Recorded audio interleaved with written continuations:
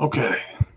Hi, this is William Ramsey. Welcome to William Ramsey Investigates. On tonight's show, I have a very special guest. His name is Jay Mack, and he is the proprietor of a website, which is jaymack.net, JAYMACK.net. But he has done a superlative job in compiling and adding commentaries to many books of the Bible. And you'll see on YouTube, he's got 19 books of the Bible from Genesis all the way up to Romans done, and he's continuing to work on that. But he has kind of a Messianic Jewish perspective, a different vein of Christianity for sure. So I'm going to ask him about that, but we're going to get into his website and some of his positions. So Jay Mack, are you there? Yes, thank you. Awesome. Well, thanks for agreeing to the interview. Really fascinating website. I've been kind of bouncing around through it, looking about some of the testimonial statements of faith. But for people who may not have heard your name or your website, can you talk a little bit about your background and what led you to start compiling all of this information into this website, jmack.net? Well, my wife and I were attending a Calvary chapel in the 80s, and this particular pastor invited this Jewish guy to come speak on a Friday, Saturday, Sunday kind of mini series on the life of Christ. And when he started teaching and talking, it was like everything else that I had heard about the Gospels was in black and white, and he was speaking in like Technicolor. And it was fascinating to me. And his name was Arnold Fruchtenbaum, and he came from a generation of 7 rabbis. And he was saved for Jews for Jesus and started a Messianic website and planting Messianic synagogues. And from that, learning from him, I got very interested and started writing. And that's how I got started eventually making my website and writing devotional commentary. Gotcha. And so did you have a master's in divinity before or after that event? I was actually in the middle of it. Gotcha. So this is a while back. And what about, I mean, if you recollect specifically, what about his approach or this from a Jewish perspective, looking at the Christian worldview? What do you have any notable differentiations you remember? Well, he talks about things that you're never going to hear in church, and some of this is from Jewish sources that are not biblical sources, and some of it is in the Bible. For example, he talks about like Nicodemus, and Nicodemus, we all know the story of Nicodemus, and Jesus says you need to be born again. But in verse 3-4, Nicodemus says, well, how can somebody be born again? Surely they cannot enter a second time into their mother's womb. So it turns out that Arnold explains things from a Jewish perspective, like there was 6 ways in Judaism for someone to be born again. And one was very common in Pharisaic writings. And one was to be a Gentile who was converted. So Nicodemus didn't qualify for that. The second one was to be crowned king, and he didn't qualify for that. But they teach that, Judaism teaches, that the sages teach that when a 13-year-old boy is bar mitzvahed, he's born again. And Interesting. When a Jew was married, he was said to be born again. And to be a member of the Sanhedrin, which Nicodemus was, they had to be married. They were married about 20. So, and another one was an ordained rabbi was considered to be born again about the age of 30, and Nicodemus was a rabbi. And the final way to be born again was to be the head of a rabbinic academy. And in verse 10, Jesus says to Nicodemus that he is the teacher of Israel. And one who was about to be 50 was the head of a rabbinic academy, was always referred to as the teacher of Israel. So what Nicodemus was saying here was, he said, hey, I've used up all my options.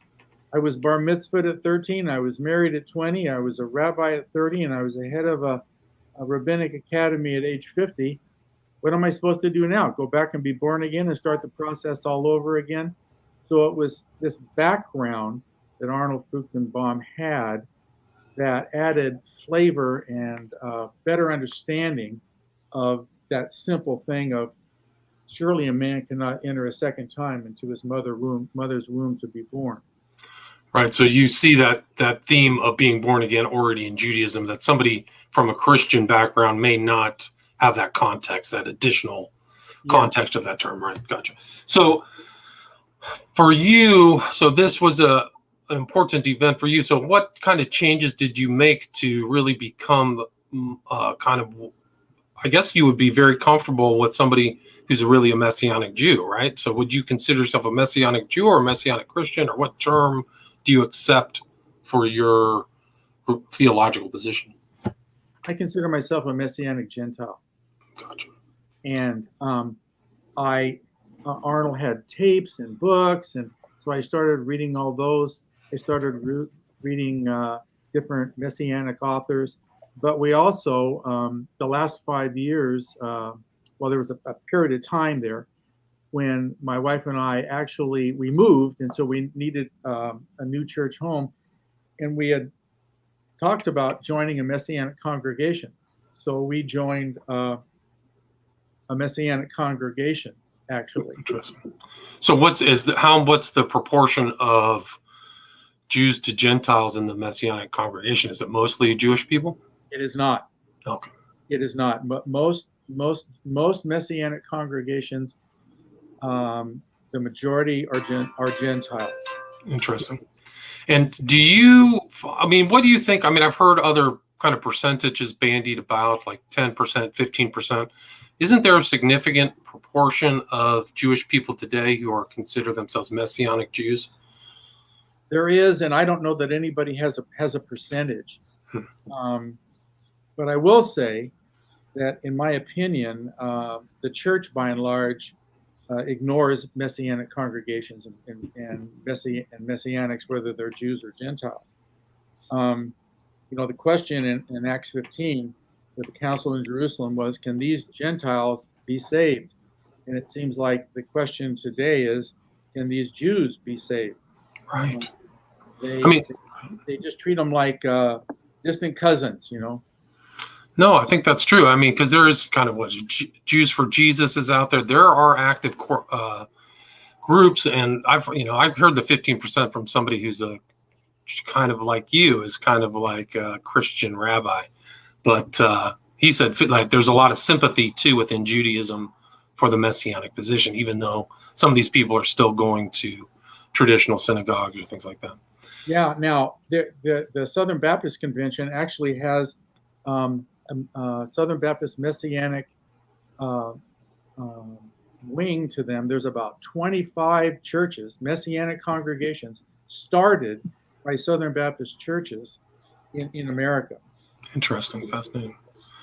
So this, like, for example, today you will be engaging in worshiping in Sabbath, right? So you're going to sundown to sunrise tomorrow. That will be your synagogue time or church time. I mean, I guess you don't call it a church, right?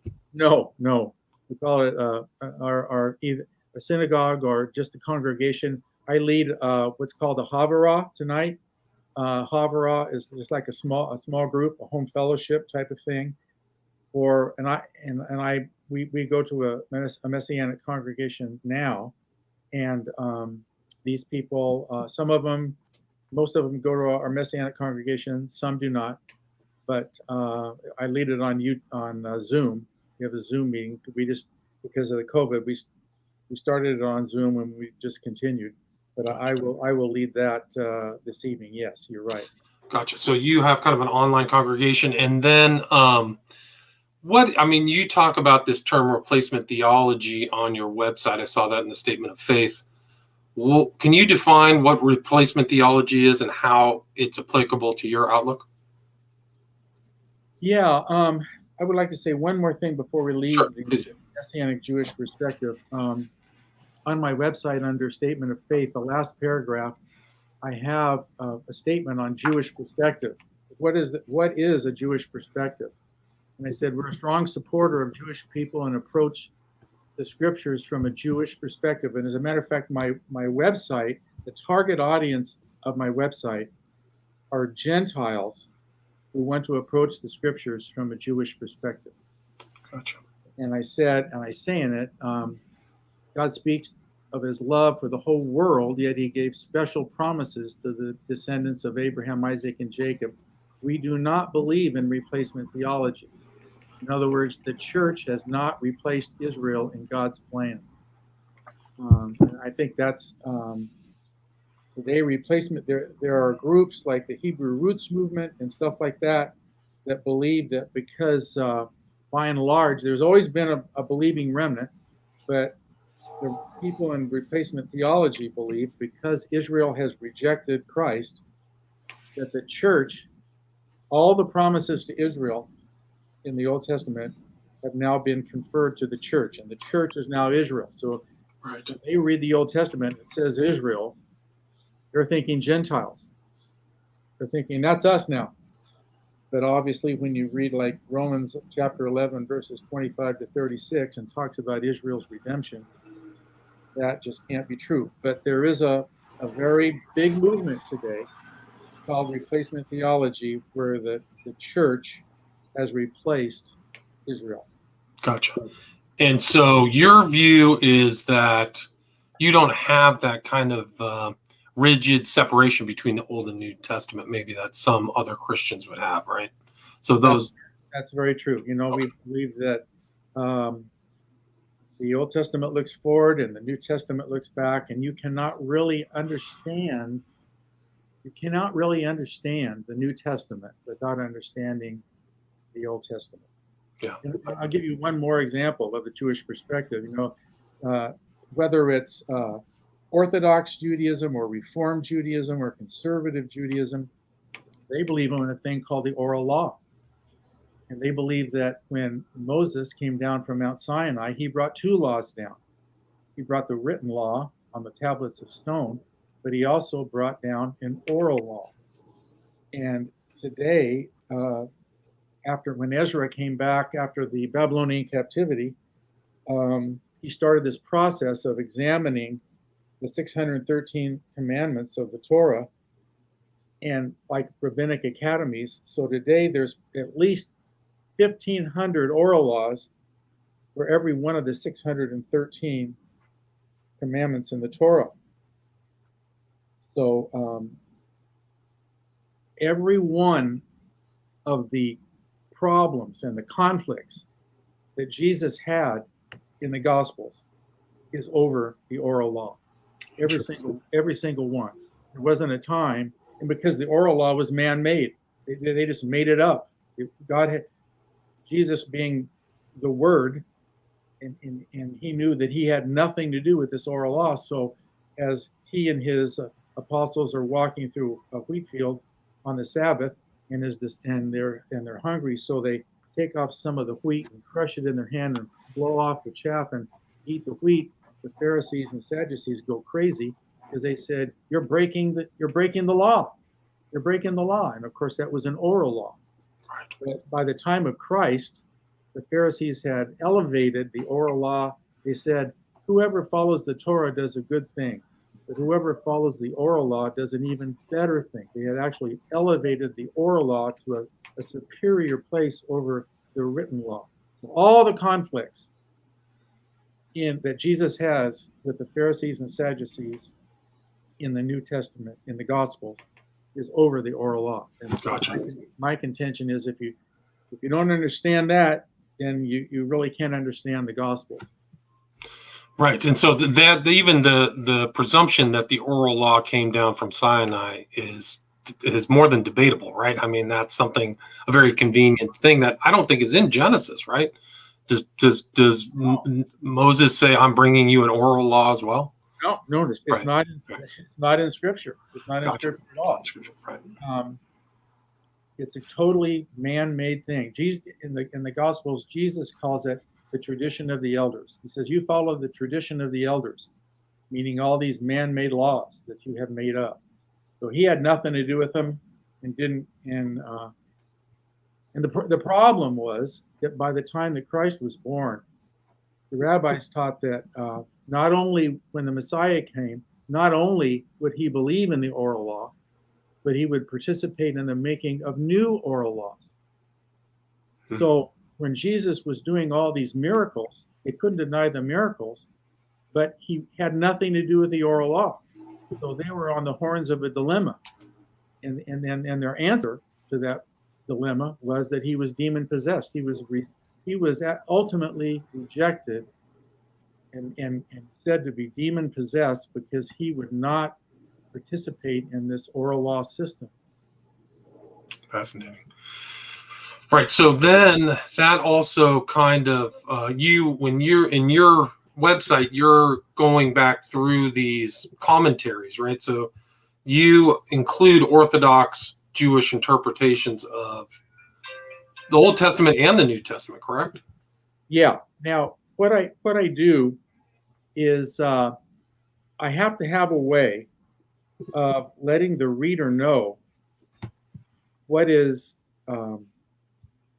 not biblical, and what is extra, what is some of these, what the sages say or what the rabbis say. So what I do is I put it in teal on every commentary. I have an introduction to the commentary, and I kind of explain how to read the commentary. So anything that is in bolded teal is from the rabbis. And normally I kind of paraphrase it by saying the rabbis teach that blah blah blah, and it's in bolded teal, so they can tell the difference between what is scripture and what is extra biblical. Gotcha. And I mean, you have like Jewish perspective. What well, you started this project back in 2012, is that correct? Yes. So your project, you have 19 books. Your ultimate goal is to have the totality of the New and Old Testament with the commentaries on this website, correct? Well, most of them.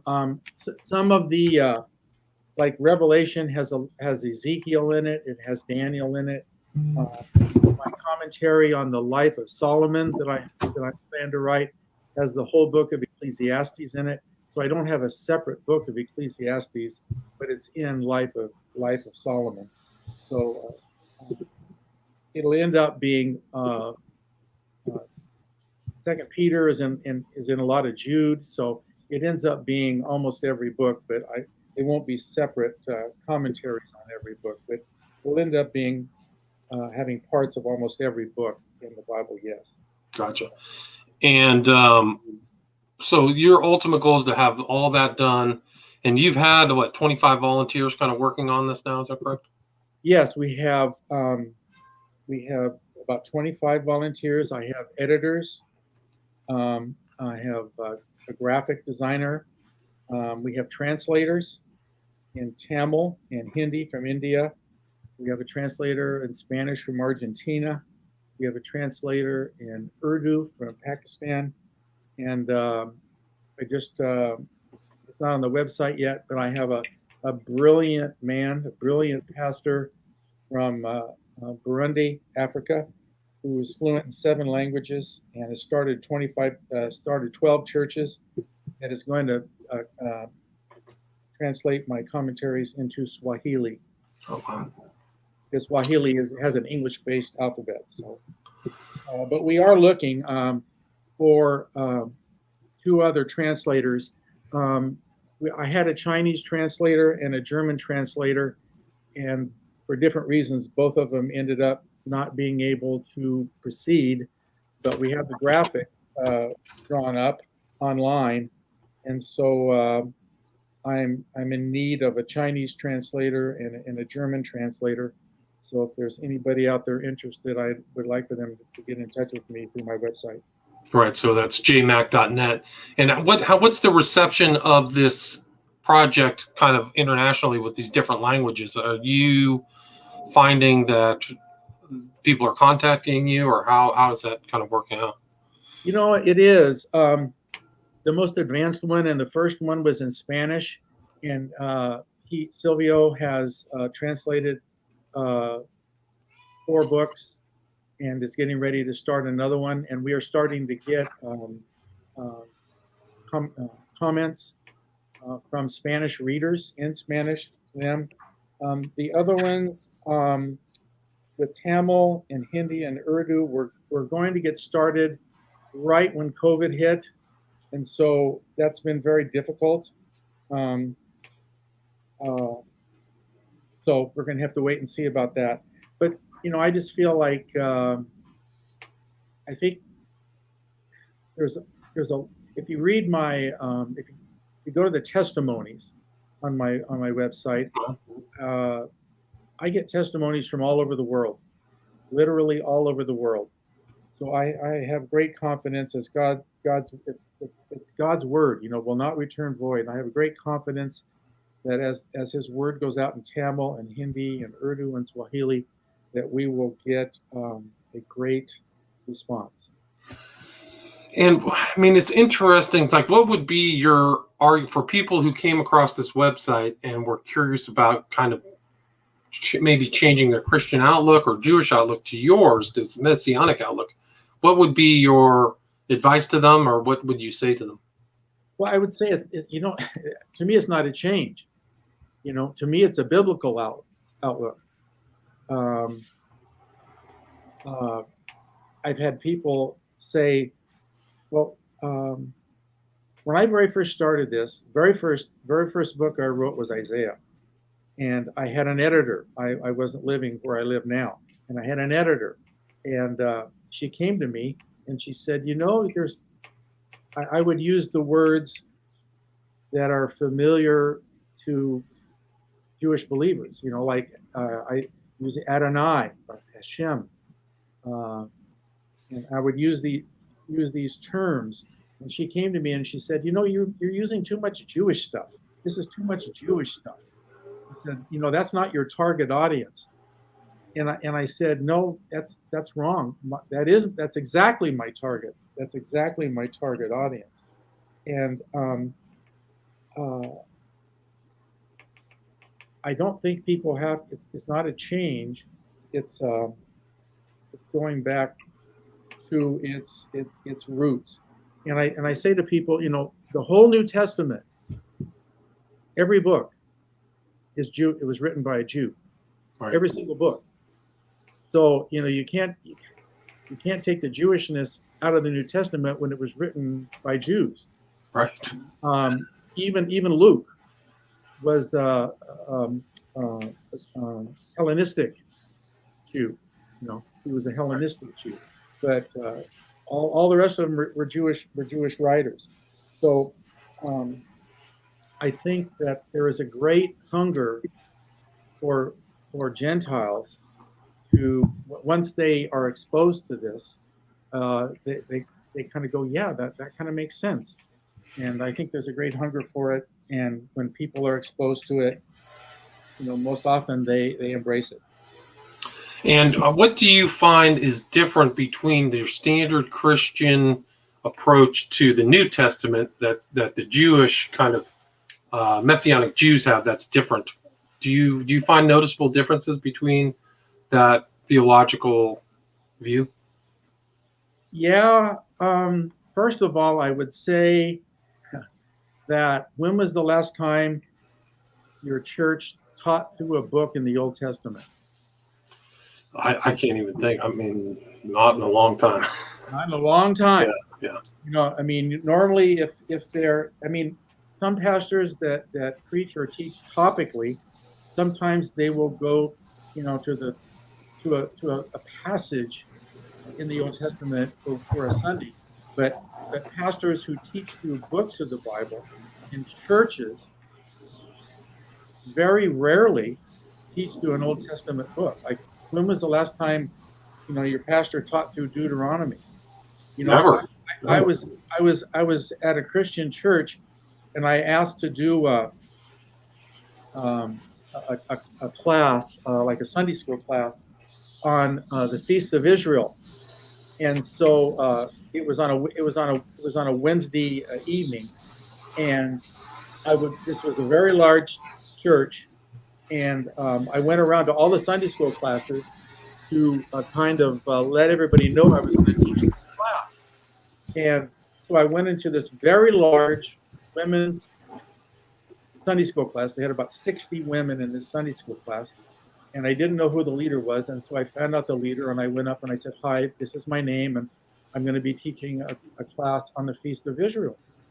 And this lady said to me, "Well, why would anybody want to know about that?" Right. And I said, well, because all the feasts point to Christ. You know, Passover points to the death of Christ, and unleavened bread points to the sinlessness of his sacrifice. And the Feast of First Fruits points to the resurrection. And I just went, down the line.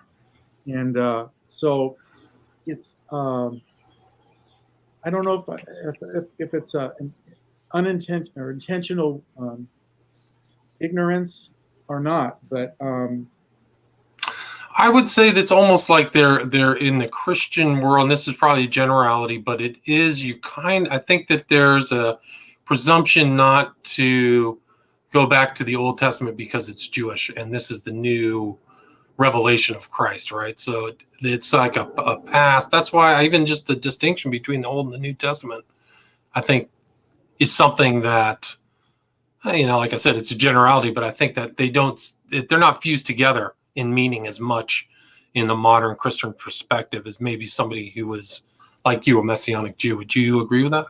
Yes, and when I write my commentaries on Genesis or Isaiah or whatever, I talk about Christ in there all the time. But I don't say Christ, really. I say Messiah. Messiah, right?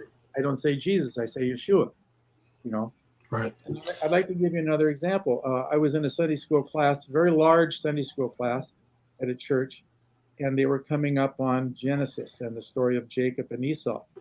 And most Gentile churches teach that Jacob was a deceiver and he was a rascal, and he was just a rascal, but God blessed him anyway. And in Genesis 25:27, it says, most translations say, but Jacob was a quiet man who stayed in tents, or a content man, or most say a quiet man. But that word in Hebrew is tam. It's the same word used in the book of Job, where it said, "Look at my servant Job. He is blameless or guiltless." Same word that's used of Jacob in Genesis 25. But for some reason, translators of Bibles, they don't put, Jacob was blameless. He was innocent. He was guiltless. They don't put that. They use some other term because of a prejudice toward Jacob because of the teaching in the church. So before my Sunday school teacher taught that lesson, I emailed him, I called him, I explained the Hebrew and everything. And so I show up on Sunday morning all excited. Hopefully he's going to correct this. And he didn't. And some person in the class, when he went over that verse, said, "Yeah, he's just a deceiver. He's a thief. He stole the birthright," stuff like that. Where in a Hebrew, in a Messianic congregation, they would never denigrate Jacob like that. Interesting. And what's your kind of differentiation from Hebrew? Do you have any thoughts on the Hebrew roots movement? Do you get mistaken for being that type of having that theological perspective? I don't. I haven't. As a matter of fact, on my commentary on Galatians, I have a file on the Hebrew roots movement, and I label it a different gospel. Where Paul talks about, if even if you were an angel from heaven should come and preach a gospel other than this, let him be anathema. And so I have a file on the Hebrew roots movement in my commentary on Genesis, number AK. AK. Different gospel, right? Yeah. Because there's a lot. I mean, I've seen a lot of people arguing about this, whether it's valid or not. I never sat with me very well, but I'll be interested to read. Well, I'll tell you what, they don't even recognize any of the writings of Paul. Oh, really? Wow.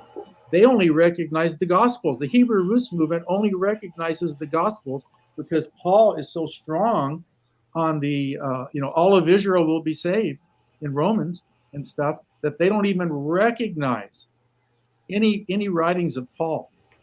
I didn't know that. Cut out most of the New Testament, Yeah, that's a shame. Yeah. Well, and is there anything else you'd like to cover? I mean, you're looking for 2 other translators, German translator, and what the other one was Chinese, right? Yes, that's right. So if anybody needs or was interested in working on this project, reach out to jmack@jmack.net. Is there anything else that you'd like to add? Anything I missed before we wrap this up? Well, I just like my goals for the site are just to be able to expose people to a Jewish perspective, what I consider to be a biblical perspective, in different languages. Gotcha. And so there it is, English. You've got 19 in English. You've got Espanol, Deutsch, and then Chinese, Urdu, and what's the other one? Hindi, Tamil. Tamil, gotcha. And the website again is jmack.net. So people go check that out, read through it. There's encyclopedic amounts of information and knowledge there. So I'm going through it as well. But JMack, thank you so much for your time. I appreciate it. Thank you so much. All right. Take care. Bye-bye.